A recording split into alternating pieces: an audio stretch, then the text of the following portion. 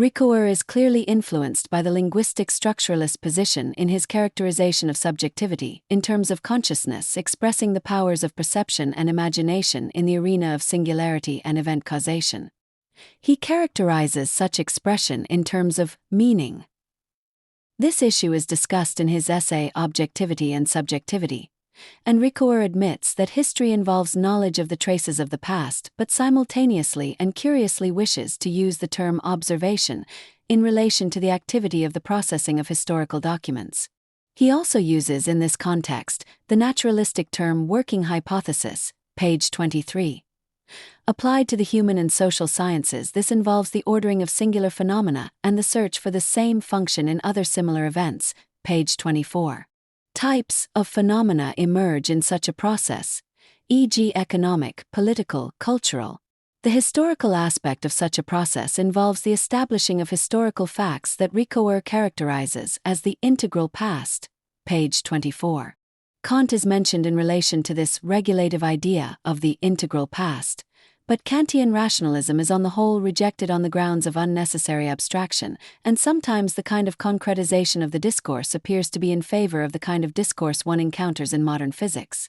In many respects, this kind of commitment to the science of human society provides the strategy for historical understanding of historical facts. We know that trial and error and working hypotheses are common to both structural analyses of texts and the inductive work of physicists engaged in their work of exploration/discovery. Ricoeur refers in this discussion to the understanding of wholes organically, via the use of the imagination but not, however, connected to understanding and reason as we encounter them in the sciences of space, matter and life. History is conceived of, then, as an integral history of the actions of magnitude performed by past men as well as the values of humanity we share with all men as defined by the parameters of sympathy, page 30.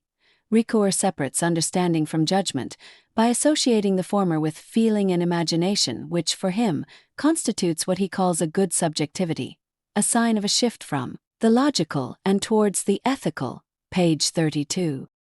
He associates what he calls the history of self-consciousness with this so-called ethical perspective, and Husserl is invoked as a pivotal influence.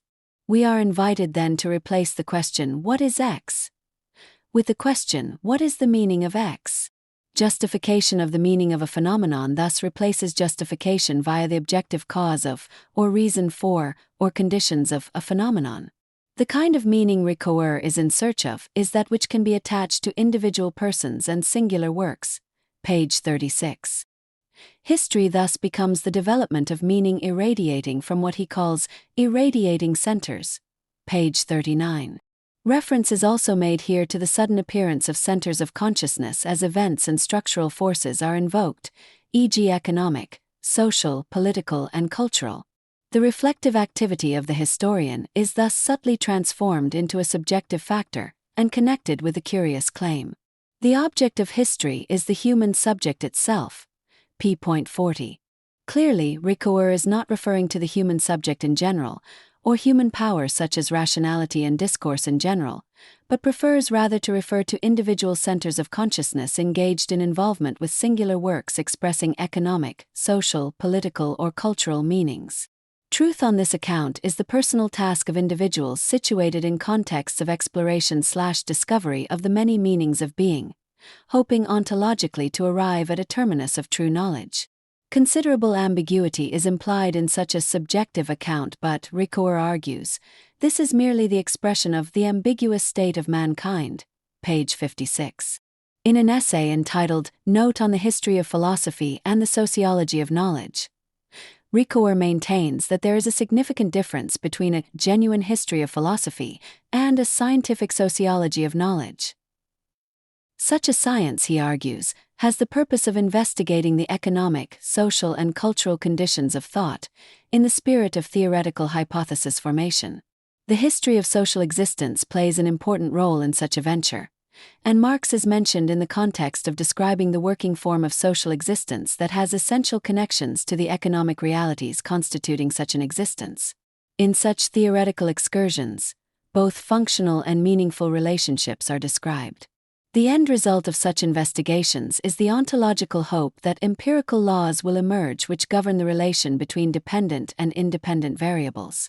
Common types, such as the concept of class, are appealed to, and this in turn appears to require an account of the relation between the singular social existence of an individual and the conceptualization of an essence which goes beyond the category of quantity. Ricoeur, in the context of this discussion, appeals to the idea of logos and the power of discourse, which he claims transcends the realities of work. Such an account formed the story of the thinker with respect to his own social motivation. p.61. The Hegelian concept of irony is referred to, but the reflection appears to be unfinished, leaving the relation between logos and functional, meaningful relations we encounter in relation to social existence and the history of philosophy hanging in the air. It is unclear, that is, whether the spirit of Hegel is haunting these reflections or whether some more critical spirit is involved. In a later chapter entitled, The History of Philosophy and Historicity, Hegelian philosophy is referred to as entailing a systematic approach to the systematic method of the historian. Ricoeur explores the theme of understanding via Hegel's account of Spinoza, who separated the philosophy of substance from subjectivity, and the paradoxical conclusion is drawn that it is this separation which explains the ethical aspect of philosophy. Whilst this may be a correct interpretation of Spinoza's philosophy, it certainly overlooks the history of the term substance in Aristotle's thought. Aristotle moved away from characterizing substance as a materialistic regulative idea toward a more abstract hylomorphic idea of substance as form or principle. This hylomorphic idea entailed no alienation of the ethical from the objectivity constituting principles governing our understanding of social reality. The characterization of this important realm of our existence in terms of irony is problematic in that it collapses and conflates a large number of distinctions recognized by both Aristotelian and Kantian accounts of the understanding and social existence. Ricoeur accuses the historian of not penetrating to the core of singular or individual existence because of an obsession with what he calls typology, e.g. class.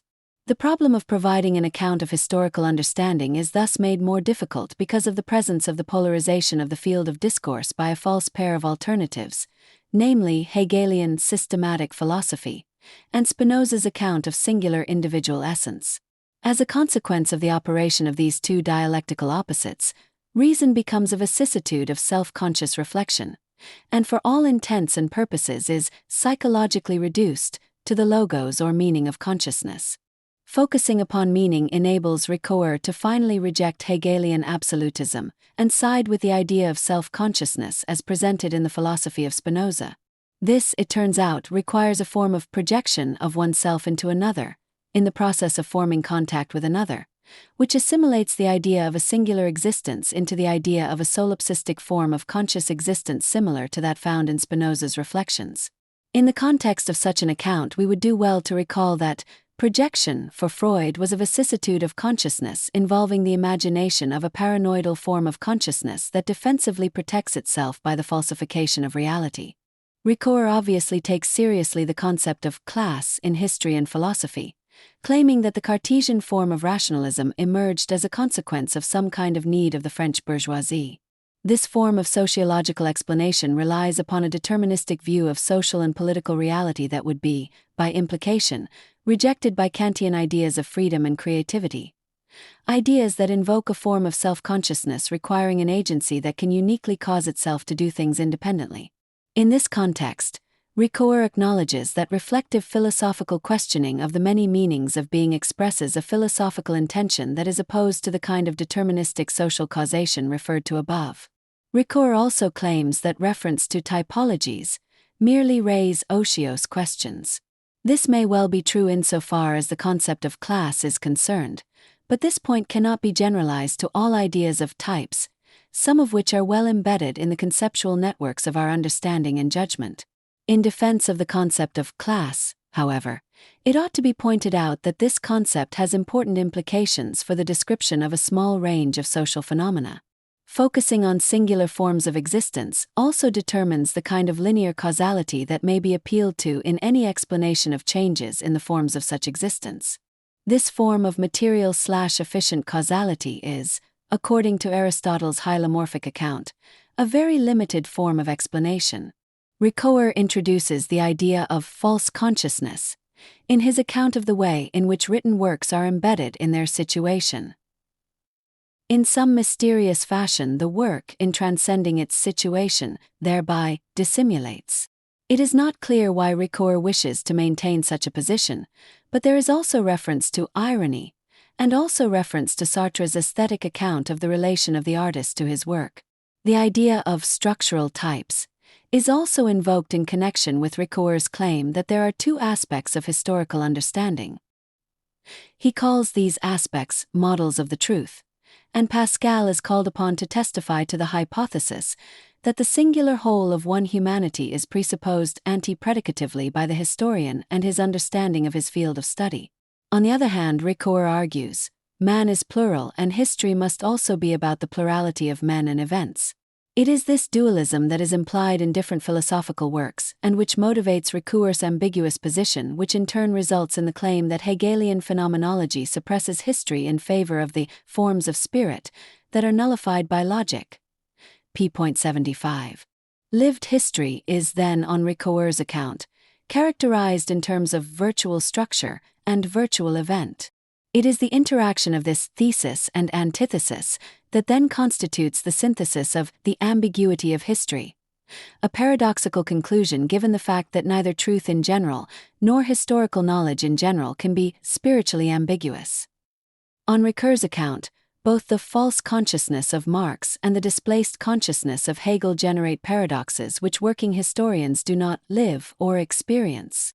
In a chapter entitled Christianity and the Meaning of History, Ricoeur claims that a false problem confronts the philosopher, namely that concerning the opposition between secular materialistic views of progress and the Christian eschatological mystery of the world and life, with its implied hope for the salvation of man. Ricoeur further argues that, in the realm of the works and tasks of man, and in the realm of knowledge, there are distinct possibilities of accumulation and progression. The history of techne and the history of moral reflection both accumulate and progress in their very different respective ways. The history of Socrates, for example, is the history of his decisions and acts as well as the events involving him. The historical account of the life of Socrates, however, is also a dramatic narrative that attributes an abstract value to the events of his life, his acts, and his decisions. Reversals of fortune in both directions are important in life narratives, e.g. the tragic reversal from good to bad fortune as a result of an act of magnitude that unleashes a chain of harmful events which end in impacting one's own life. Christian life narratives highlight reversals of a more positive kind, e.g. the narrative of the reborn Christian who has been saved and who feels safe even in the face of harmful events threatening to impact one's life catastrophically. Both of these alternatives differ significantly from the kind of incremental instrumental changes we encounter in the world of techne. Where does knowledge belong in this reflection? In the dramatic sphere of change or the less dramatic, slower, instrumental, incremental sphere of techne? Technical knowledge obviously belongs in the latter sphere. Theoretical knowledge is a form, the Greeks designated by the term episteme, and this involves the understanding of principles that, once understood in the appropriate way, enable one to see the world in a new light, a dramatic change of historical significance for man. This kind of epistemological event obviously also involves a transformation of the personality of man, a rebirth involving seeing the world in a different way. This phenomenon, when it occurs in the moral context of action, transforms man into a different, almost holy being, and this can be, as it was in Kant's reflections, connected with the Christian eschatological hope for the man who is saved. Such a man, it is assumed, can transcend his narcissistic desires and sublimate them by developing a desire to be worthy of the good-spirited, flourishing life. Ricoeur conflates theoretical and practical knowledge, episteme Dike, with technical knowledge and the form of incremental change associated with techne, and therefore misses an important dimension of man's personality. He speaks in this context of value and admits that it is difficult to show in detail how incremental technical progress could alone fulfill the destiny of man. p.85. He points to Adam's flawed decision to break the vital bond with divine power, and this does not fit comfortably with the Enlightenment interpretation that Adam might be exercising his freedom to use knowledge to determine his future destiny. In the beginning of the biblical narrative, the reversal for Adam gives rise to a connected reversal for Cain and Abel, when the former kills the latter, his brother. Ricoeur notes the lack of interest for episteme in the Bible, which chooses instead to focus on a future day civitate day, in which man will dwell in this perfect city, loving his neighbors and his enemies. A city in which human relations and humanity, needs of the soul, are far more important than the instruments and equipment we need to meet the needs of the external world and the body which partly constitute our civilization. Civilizations rise and fall, Ricoeur points out, but he is convinced man will endure cyclically, remaining one throughout a series of crises. It is this factor, Ricoeur argues, which enables history to study multiple civilizations. Yet it needs to be pointed out that history is not concerning itself specifically with narrating the dramatic reversals of events over time. History's concern, rather, is to create a seemly historical distance in relation to these events and view them objectively through the lens of knowledge and principles. This kind of historical abstraction is overlooked by Ricoeur, who refuses to see that the concrete can have an abstract aspect. He prefers instead to relate to those narratives that come as close as possible to living the events being reported.